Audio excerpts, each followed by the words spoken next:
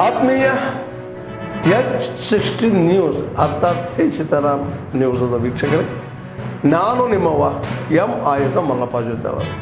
ತಾವು ಈಗ ಸುದ್ದಿಗಳ ಲೋಕಕ್ಕೆ ಎಂಟ್ರಿ ಹೊಡಿತಾ ಇದ್ದೀರಿ. ಈ ಸುದ್ದಿಗಳನ್ನು ಪ್ರತಿಯೊಂದು ನೋಡೋ ಜೊತೆಗೆ ನಿಮ್ಮ ಅಭಿಪ್ರಾಯಗಳನ್ನು ಹಂಚ್ತಾ ಇರಿ. ಯಾಕಂದರೆ ಈ ಸುದ್ದಿಗಳು ನಿಮಗಾಗಿ, ನಿಮ್ಮ ಬದುಕಿಗಾಗಿ, ನಿಮ್ಮ ವೈಚಾರಿಕೆಗಾಗಿ, ನಿಮ್ಮ ತಿಳುವಳಿಕೆಗಾಗಿ ಅನ್ನೋದು ನಿಮಗೆ ಗೊತ್ತು. ಜೊತೆಗೆ ನಮಗೂ ನಿಮ್ಮೊಂದಿಗೆ ಇದೊಂದು ಮಾತಾಡುವಂಥ ಜೊತೆಗೆ ಸುದ್ದಿಗಳನ್ನು ಬಿಡುವಂಥ ಕೆಲಸ. ಈ ಕೆಲಸದಲ್ಲಿ ನಾವು ನಿಮ್ಮೊಂದಿಗಿದ್ದೀವಿ ಅಂತ ಹೇಳ್ತಾ ನೋಡ್ತಾ ಇರಿ ಸುದ್ದಿಗಳನ್ನು.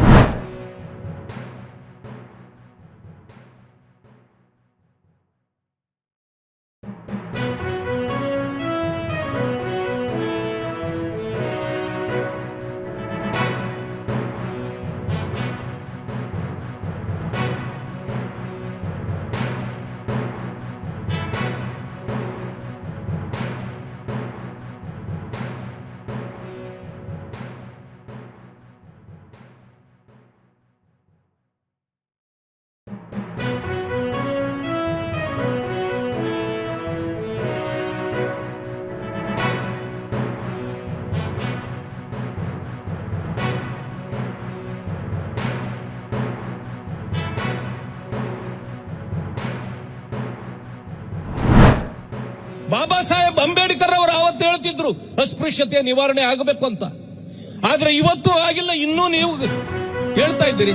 65 ವರ್ಷ ಏನ್ ಕಡ್ಲೆಪುರಿ ತಿಂತಿದ್ರ ನೀವು? ಅಧಿಕಾರ ಮಾಡಿದ್ರಲ್ಲ, ನೀವು ಕಡ್ಲೆಪುರಿ ತಿಂತಿದ್ರ?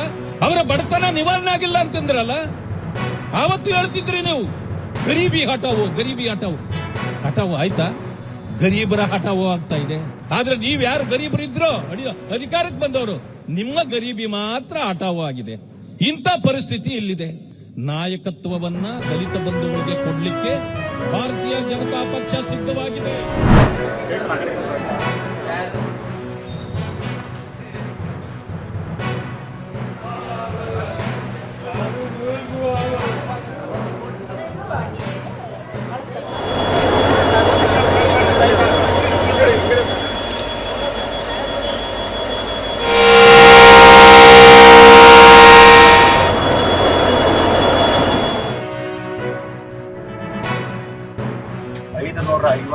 ರೂಪಾಯಿಗಳನ್ನು ಈಗಾಗಲೇ ಮಂಜೂರಾತಿ ಕೊಟ್ಟಿದ್ದಾರೆ.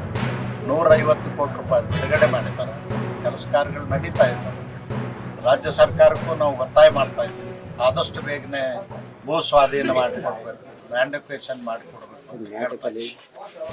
ಮತ್ತು ಚಿಕ್ಕಜಾಜೂರಿನಿಂದ ಬಳ್ಳಾರಿವರೆಗೆ 170 ಕಿಲೋಮೀಟರ್ ಹೊಸ ರೈಲು ಮಾರ್ಗ ಮಾಡಲಿಕ್ಕೆ 3200 ಕೋಟಿ ರೂಪಾಯಿ ಯೋಜನೆಗೆ ಈಗಾಗಲೇ DPRಗೆ ಅನುಮೋದನೆ ಸಿಕ್ಕಿದೆ. ಆ ಕೆಲಸವನ್ನು ಕೂಡ ಆದಷ್ಟು ಬೇಗನೆ ಮಾಡಬೇಕು. ಮುಂದಿನ 5 ವರ್ಷಗಳಲ್ಲಿ ಈ ಕಾಮಗಾರಿಯು ಪೂರ್ಣ ಆಗಬೇಕು ಅನ್ನೋದು ನಮ್ಮ ಸರ್ಕಾರದ ಇಚ್ಛೆ ಇದೆ. ಆದ್ಮೇಲೆ ಎಲ್ಲ ಸುದ್ದಿಗಳನ್ನು ನೋಡಿದ್ರಲ್ಲ, ಏನು ಅನಿಸ್ತು ನಿಮಗೆ? ಇದರಲ್ಲೇ ನಿಮ್ಗೆ ಲೈಕ್ ಆಗಿರ್ಬೋದು, ಡಿಸ್ಲೈಕು ಆಗಿರ್ಬೋದು, ಕಾಮೆಂಟ್ ಬೇಡಪ್ಪ ಅಂತೂ ಅನಿಸಿರ್ಬೋದು, ಕಾಮೆಂಟ್ ಮಾಡಬೇಕಪ್ಪ ಅನಿಸಿರ್ಬೋದು, ಶೇರ್ ಮಾಡಬಾರ್ದಪ್ಪ ಅನಿಸಿರ್ಬೋದು, ಅದು ಮಾಡಬೇಕು ಅನಿಸಿರ್ಬೋದು. ಏನಾದರೂ ಆಗಲಿ ಶೇರ್ ಮಾಡ್ತಾಯಿರಿ, ಈ ನ್ಯೂಸ್ಗಳನ್ನ ಹಂಚ್ತಾ ಇರಿ, ಜೊತೆಗೆ ಇದಕ್ಕೆ ಸಬ್ಸ್ಕ್ರೈಬ್ ಆಗ್ತಾಯಿರಿ ಅಂತ ಹೇಳ್ತಾ H16 ನ್ಯೂಸ್ ಅರ್ಥಾತ್ ಸೀತಾರಾಮ್, ಇದು ಸತ್ಯದ ಕೈಗೆ ನಡಿ. ವಂದನೆಗಳು.